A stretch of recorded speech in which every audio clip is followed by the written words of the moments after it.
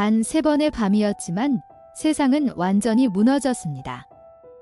도시의 불빛은 여전히 켜져 있었지만 그 속에 인간은 꺼져 있었죠.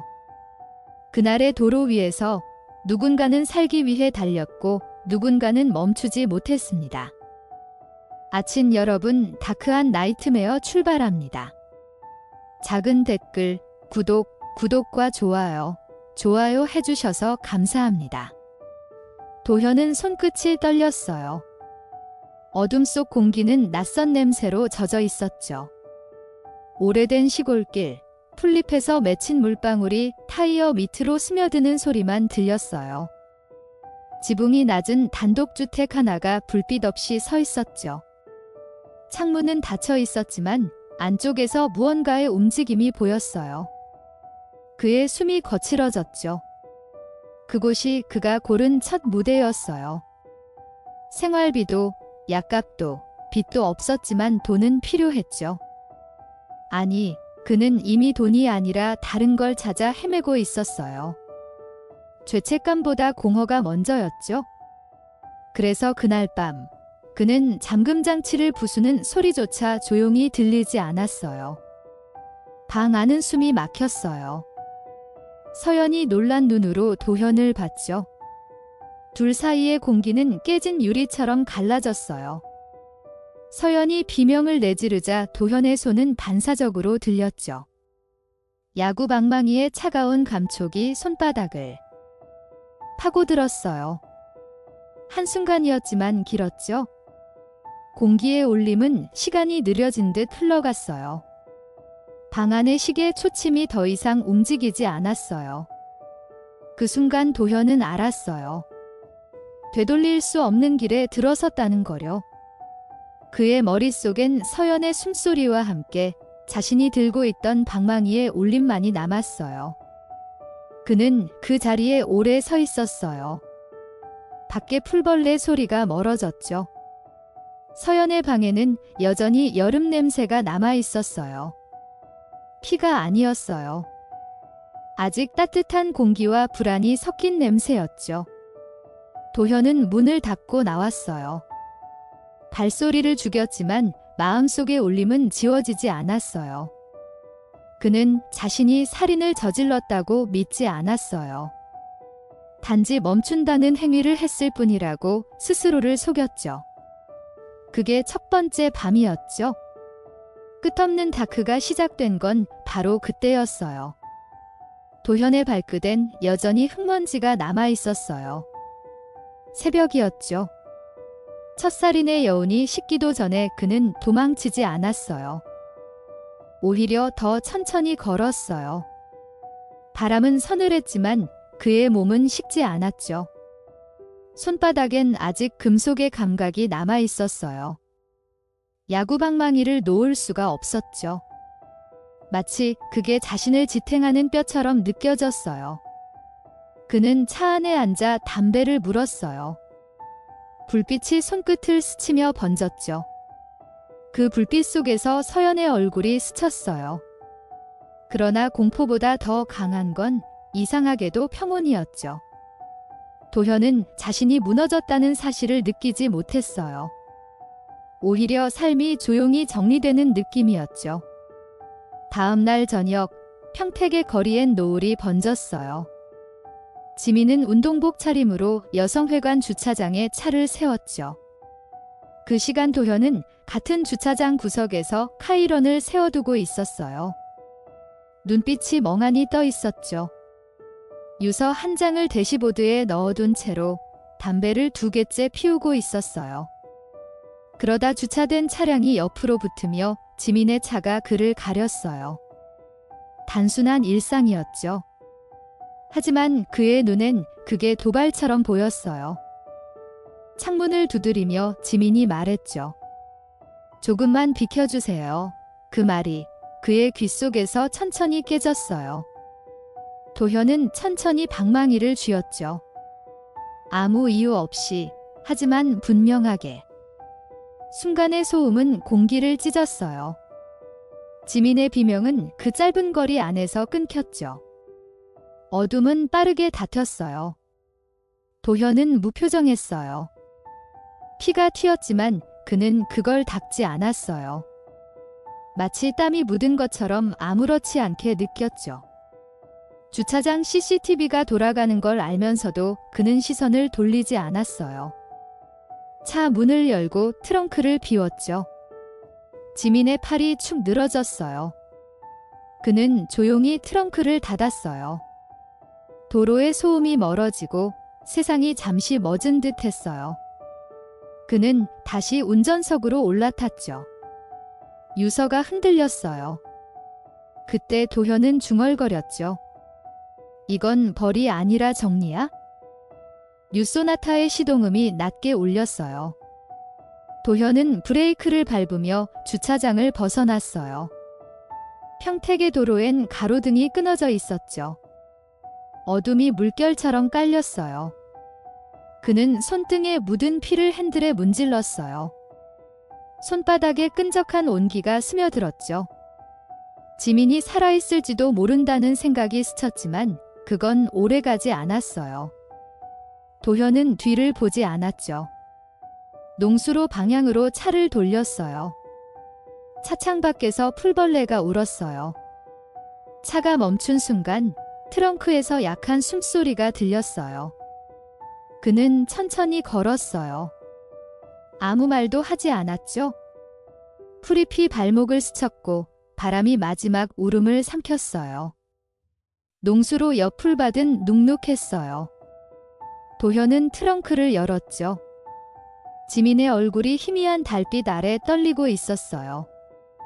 그녀의 눈은 아직 열려 있었어요. 살려줘요. 그 한마디가 공기 속에서 오래 맴돌았어요. 그러나 도현은 멈추지 않았어요. 그는 손으로 머리카락을 쓸어 넘기며 고개를 돌렸죠. 그리고 몸을 밀었어요. 무게가 떨어지며 물이 튀었어요. 어둠 속에 파문이 퍼졌죠.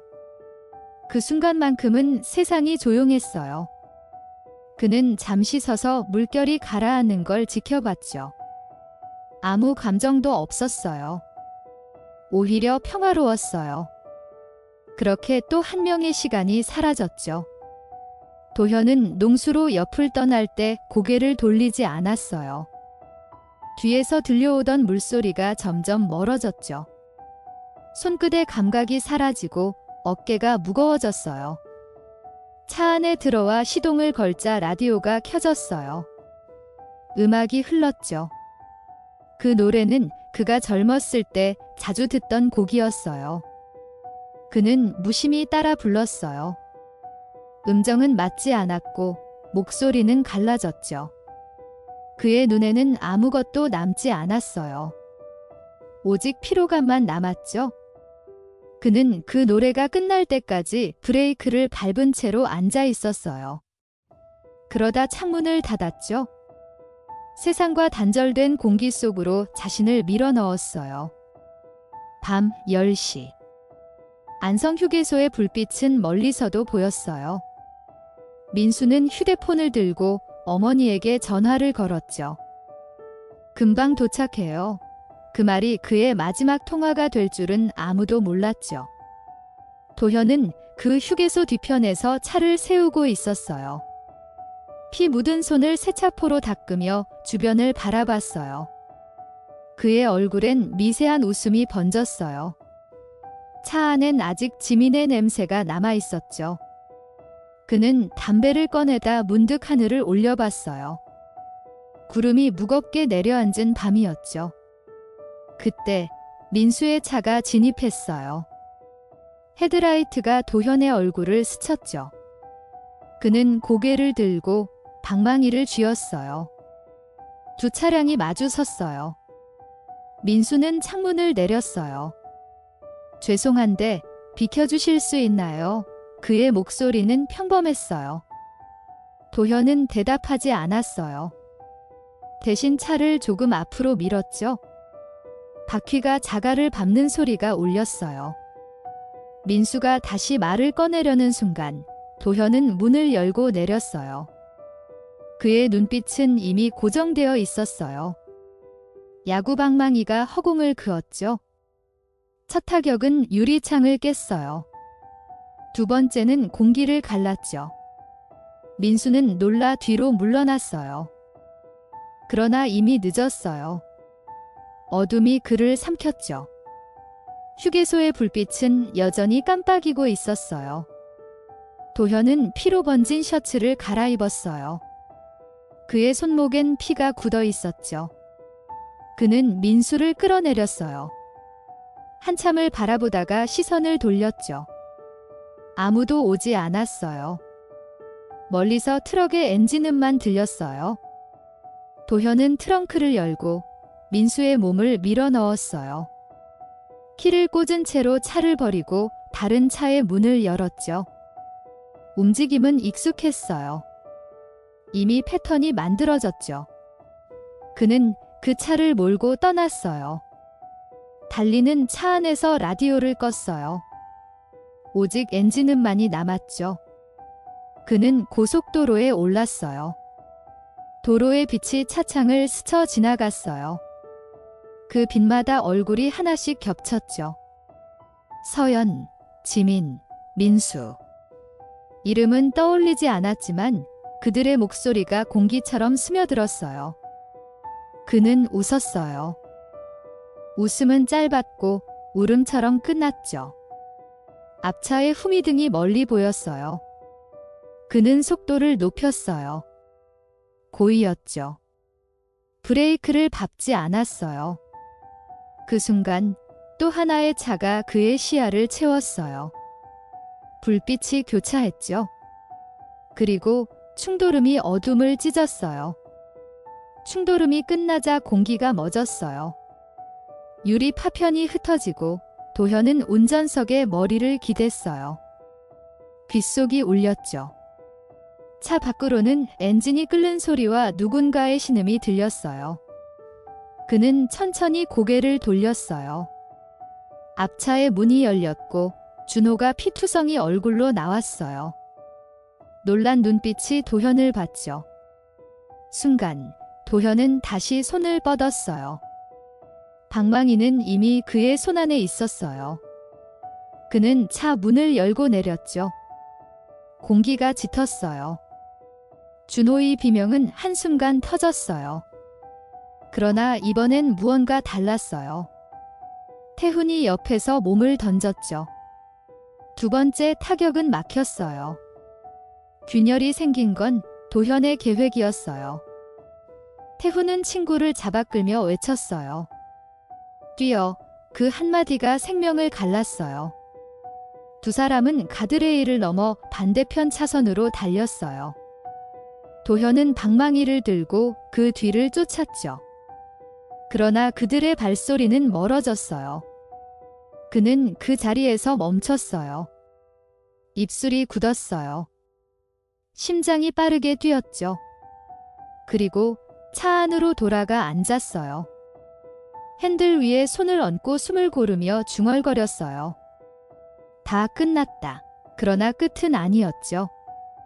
멀리서 사이렌이 울렸어요. 파란빛이 도로를 덮기 시작했어요. 그는 가속 페달을 밟았어요. 어둠이 그를 삼켰어요. 새벽 3시 차 안의 냄새가 무겁게 내려앉았어요. 도현은 도로를 벗어나 산길로 들어섰죠. 나무들이 뒤로 밀려가고 창밖엔 안개가 가득했어요. 손끝에 묻은 피가 말라붙었죠. 그는 그 손을 바라보다가 천천히 웃었어요. 웃음은 짧았고 곧 무너졌어요. 차 안의 라디오는 꺼져 있었어요. 그 침묵 속에서 그의 머릿속엔 세 개의 장면이 교차했죠. 서연의 눈, 지민의 숨, 민수의 손, 그것들이 하나로 엉켜 어둠이 되었어요. 그는 창문을 열었어요. 바람이 그의 얼굴을 때렸어요. 그러나 냄새는 사라지지 않았어요. 그날 밤 도현은 다시 펜을 잡았어요. 유서의 마지막 줄을 고쳤었죠. 모든 건 내 선택이었다. 글씨는 떨렸어요. 하지만 한 글자도 지우지 않았어요. 그는 종이를 접어 운전석 옆에 두었어요. 그때 전화가 울렸어요. 화면엔 근영이었어요. 잠시 망설이다가 전화를 받았어요. 그녀의 목소리는 울리고 있었어요. 도현 씨, 어디에요? 그는 대답하지 않았어요. 대신 담담하게 물었어요. 아들은 잘 있지? 잠시 침묵이 흘렀어요. 돌아와요. 제발 그 말이 이어졌지만 도현은 통화를 끊었어요. 그는 그 목소리를 더 이상 듣고 싶지 않았어요. 하늘이 점점 밝아졌어요. 도현은 차를 세우고 내렸어요. 안개가 낮게 깔려 있었어요. 새들이 울었지만 그 소리조차 멀게 느껴졌어요. 그는 트렁크를 열어 방망이를 꺼냈어요. 손에 쥔 순간 그 쇠의 냉기가 다시 현실로 그를 끌어왔어요. 그 순간 그의 머릿속은 공백이었어요. 그는 자신이 왜 이곳에 있는지도 잊은 듯했어요. 단지 걸음을 옮겼어요. 산길을 따라 올라가며 한 발자국마다 돌멩이가 굴렀어요. 그 소리가 멀리 울렸죠. 그는 혼잣말처럼 중얼거렸어요. 이제 끝내자. 도현은 폐가로 보이는 곳에 들어갔어요. 낡은 창문 사이로 햇빛이 희미하게 비쳤어요. 벽에는 오래된 낙서가 있었어요. 살고 싶다 낡은 글씨가 벽을 따라 이어졌어요. 그는 그 글씨를 손끝으로 더듬었어요. 그리고 잠시 웃었어요. 누군가 남긴 말이 자신을 비추는 것 같았죠. 그는 바닥에 앉아 방망이를 옆에 두었어요. 주머니에서 담배를 꺼내 피웠어요. 연기가 허공으로 퍼졌죠. 그 연기 속에 서연의 얼굴이 희미하게 떠올랐어요. 미안하다. 그는 입모양만 움직였어요. 그러나 소리는 없었어요. 밖에서 자동차 소리가 들렸어요. 경찰차의 사이렌은 아니었어요. 평범한 차량이 지나가다 멈췄어요. 도현은 고개를 들었어요. 차에서 내리는 그림자가 있었어요. 그는 천천히 일어났어요. 방망이를 쥔 손이 다시 힘을 얻었어요. 그러나 문득 그 손이 멈췄어요. 창문 틈으로 비치는 햇빛이 눈을 스쳤어요. 그는 방망이를 내려놓았어요. 발걸음이 무거워졌어요. 공기가 조용했어요. 그 정적 속에서 그는 숨을 들이마셨죠. 하지만 문이 열리자 소리 없는 눈빛들이 그를 덮었어요. 형사 한도윤이 총을 겨누고 있었어요.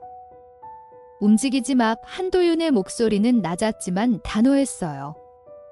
도현은 천천히 고개를 돌렸어요. 눈빛은 공허했죠. 늦었어요. 그가 말했다. 한도윤은 총을 내리지 않았어요. 그들의 눈이 마주쳤어요. 몇 초간 그 사이엔 아무 소리도 없었어요. 한도윤이 한 발 앞으로 다가왔어요. 그때 도현은 웃었어요. 이제야 끝나는구나. 그는 그렇게 말하고 손을 들었어요. 손끝엔 아직 피가 굳어 있었어요. 방망이는 바닥에 떨어졌죠. 한도윤은 눈을 감았다가 다시 떴어요. 끝난 게 아니야. 그 말이 어둠 속으로 가라앉았어요. 체포 후 도현은 아무 말도 하지 않았어요. 경찰차 안에서 창밖만 바라봤죠. 해가 떠오르고 있었어요. 도로 위의 빛이 차창을 따라 흘렀어요. 그의 표정엔 감정이 없었어요. 손목의 수갑이 흔들릴 때마다 쇠소리가 울렸어요. 그 소리가 마치 자신이 만든 악보처럼 들렸어요. 한도윤은 조수석에서 그를 지켜봤어요. 왜 그랬어? 대답은 없었어요. 도현은 눈을 감았어요. 그냥 멈추고 싶었어요. 그 말은 바람처럼 흩어졌어요. 그가 만들어낸 모든 어둠이 그 한마디에 담겨 있었어요. 경찰서 조사실은 차가웠어요. 벽 한쪽엔 작은 창이 있었죠. 도현은 그 앞에 앉아 있었어요. 형사 장혁이 들어와 의자를 끌었어요. 여대생 사건, 내가 했지. 그 말에 도현은 미세하게 눈썹을 움직였어요. 아무 말도 하지 않았어요. 장혁은 서류를 내밀었어요. DNA 일치야 정적이 흘렀어요. 도현의 입술이 미세하게 떨렸어요. 그건 또 어떻게 알았죠? 그 한마디로 모든 게 끝났어요. 공기가 멈췄고 장혁은 눈을 내리깔았어요. 도현은 웃었어요. 그날이 시작이었어요. 그렇게 그는 고개를 숙였어요.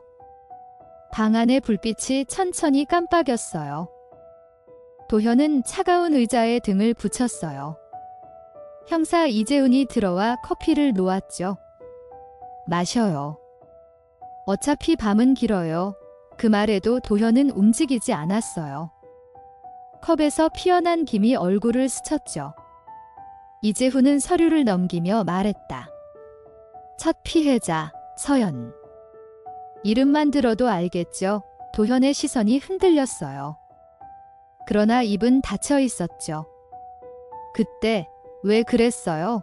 이재훈은 낮은 톤으로 물었어요. 도현은 한참을 침묵하다가 천천히 고개를 들었어요. 그때는 그냥 누군가 나를 멈춰주길 바랐어요. 목소리는 공기 속으로 사라졌어요. 이재훈은 손가락을 깍지 낀 채 도현을 지켜봤어요. 멈춰주길 바랐다면 왜 계속했죠? 도현은 미소를 지었어요. 그게 이상하죠. 누가 날 막아줄 줄 알았는데 아무도 안 왔어요. 그는 천천히 눈을 감았어요. 그래서 더 했어요. 더 깊이, 더 조용히. 그 말이 끝나자 방 안의 공기가 달라졌어요. 이재훈은 서류를 덮으며 중얼거렸어요. 너한텐 이유가 없구나. 도현은 고개를 들었어요. 이유는 있었어요. 그날 서연이 문을 열었을 때 세상이 멈췄어요. 그걸 다시 보고 싶었어요. 그의 말은 죄의식이 아니라 욕망처럼 들렸어요. 그날 이후 수사팀은 도현의 모든 이동 경로를 다시 추적했어요. CCTV 속 그는 한결같았죠. 같은 표정, 같은 속도, 같은 시선. 광수대는 지도 위에 빨간 선을 그으며 사건의 궤적을 정리했어요. 한도윤은 형사들과 함께 브리핑을 진행했어요. 이 사람은 단순한 강도가 아니에요. 움직이는 공백이에요. 벽면에 붙은 사진들은 점점 하나의 선으로 이어졌죠. 서연에서 지민, 민수, 그리고 도주 루트까지. 이건 계획이 아니라 본능이에요. 한도윤의 목소리가 낮게 가라앉았어요. 방 안엔 누구도 말을 잇지 못했어요. 한도윤은 도현의 사진을 바라봤어요. 정면을 향한 시선이 비어 있었죠. 그는 손끝으로 그 사진을 눌렀어요. 저 눈빛, 처음 본 순간부터 싫었어요. 옆에서 장혁이 대답했어요. 그런 눈빛 가진 놈은 다시 태어나도 변하지 않아요. 한도윤은 잠시 웃었어요. 그래서 우리가 있는 거죠. 그 말 뒤로 정적이 흘렀어요. 바깥의 비가 유리창을 때렸어요. 그 소리가 긴박하게 들렸죠. 그들은 더 이상 감정이 아니었어요. 단지 의무로 움직이고 있었어요. 그 속에서도 한도윤의 시선은 흔들렸어요. 인간의 그림자를 아직 놓지 못한 채였어요. 조사실의 불빛은 희미했어요. 도현은 고개를 숙인 채 입술을 깨물고 있었어요. 손목의 수갑 자국이 선명했어요. 그가 천천히 말했다. 사람들은 내가 괴물이라 하죠. 그런데 이상하게 그 말이 편해요. 괴물이 되면 더는 미안하지 않아도 되니까요. 형사 장혁이 고개를 돌렸어요. 그 말 후회할 거야. 도현은 고개를 들었어요. 후회요. 난 벌써 끝났어요. 그날 서연이 숨이 끊길 때 나도 같이 죽었어요. 방 안의 조명이 깜빡였어요. 공기가 눅눅했죠. 그 말이 끝나자 모든 게 멈춘 듯 했어요.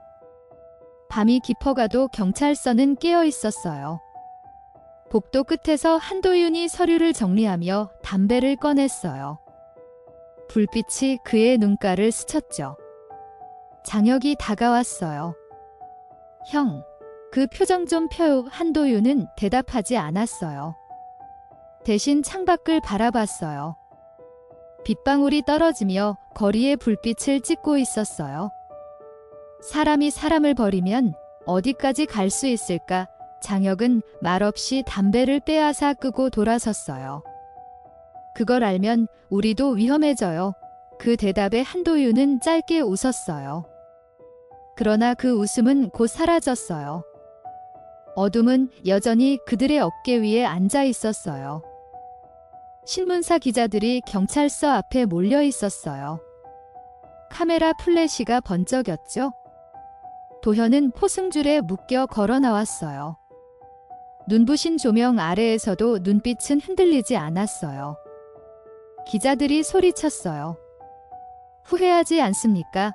도현은 멈춰 섰어요. 후회요. 잠시 생각하더니 입꼬리를 올렸어요. 후회할 줄 아는 사람이라면 여기까지 오지도 않았겠죠. 그 한마디에 현장은 잠시 조용해졌어요. 경찰들이 그를 차에 태웠어요. 차문이 닫히자 모든 소리가 끊겼어요. 도현은 고개를 돌려 창문에 비친 자신을 봤어요. 얼굴엔 인간의 그림자가 거의 남아있지 않았어요. 구치소 안, 불빛은 희미했고 공기는 무거웠어요. 도현은 철창 사이로 손을 내밀었어요. 그 손끝엔 상처가 남아 있었어요. 교도관이 지나가며 물었어요. 그 손, 아직 아파요. 도현은 웃었어요. 이제 아무 느낌도 없어요. 교도관은 그 말을 듣고 고개를 돌렸어요. 그 후 도현은 매일 같은 시간에 눈을 떴어요. 꿈속에서도 서연의 목소리가 들렸죠. 왜 그랬어요? 그는 대답하지 못했어요. 잠에서 깨면 벽을 바라봤어요. 아무도 없는 그 벽은 그가 만든 시면 같았어요. 한도윤은 사건 보고서를 덮었어요. 종이 위에 종결이라는 도장이 찍혔어요. 그러나 그의 표정은 비어 있었어요. 종결이라 그는 낮게 중얼거렸어요. 옆자리에 이재훈이 커피를 건넸어요. 끝난 게 아니죠. 한도윤은 고개를 끄덕였어요. 그래요. 누군가는 지금도 같은 어둠 속을 걷고 있을 거예요. 그 말은 바람처럼 흩어졌어요. 창밖에는 새벽이 다가오고 있었어요. 비가 그쳤어요. 그러나 그들의 눈빛엔 여전히 피로가 묻어 있었어요. 어둠은 끝나지 않았어요.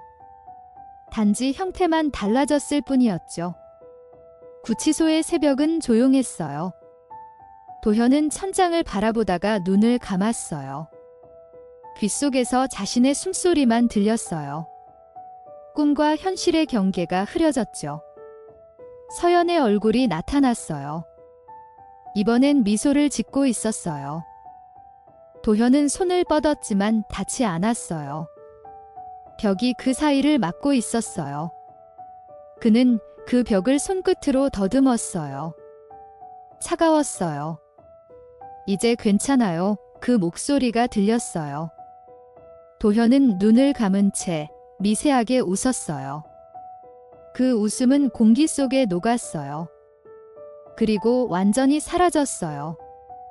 며칠 후 구치소 면회실에 은영이 나타났어요.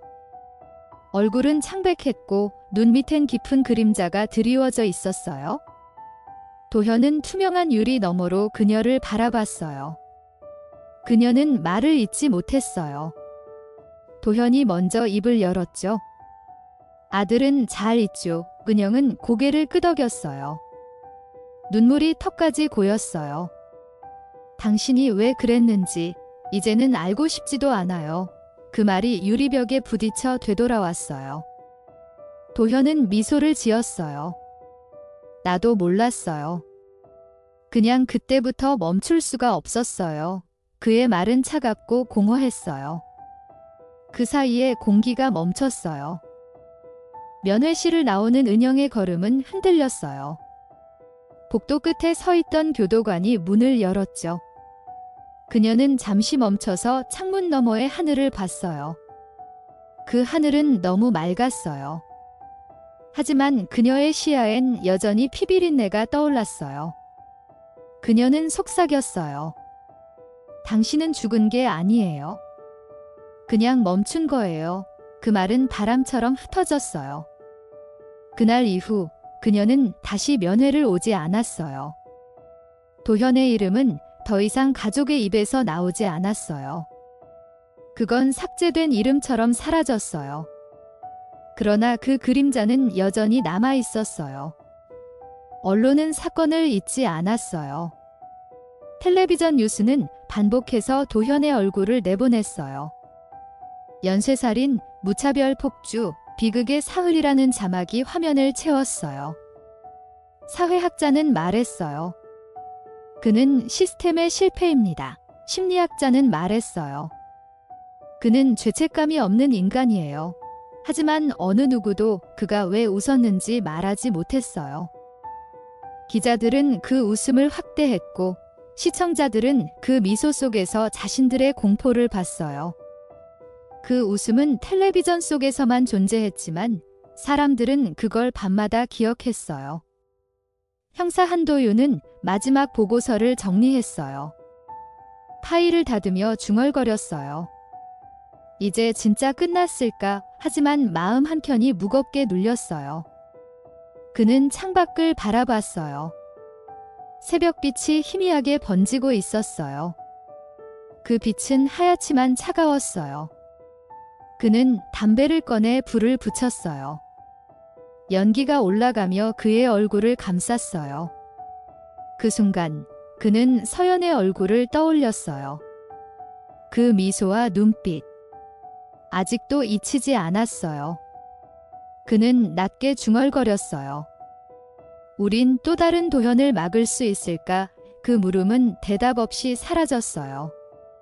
그날 이후 평택 여성회관 주차장엔 작은 추모비가 세워졌어요. 지민의 이름이 새겨졌죠. 바람이 불면 조화가 흔들렸어요. 사람들은 잠시 멈춰 서서 고개를 숙였어요. 아무도 길게 머무르지 않았어요. 하지만 그 자리는 잊히지 않았어요. 밤이면 조용히 그곳을 스치는 그림자가 있었어요. 형사 이재훈은 가끔 그 자리를 지나며 담배를 피웠어요. 모든 건 끝났다고 하지만 이 냄새는 아직 남았어요.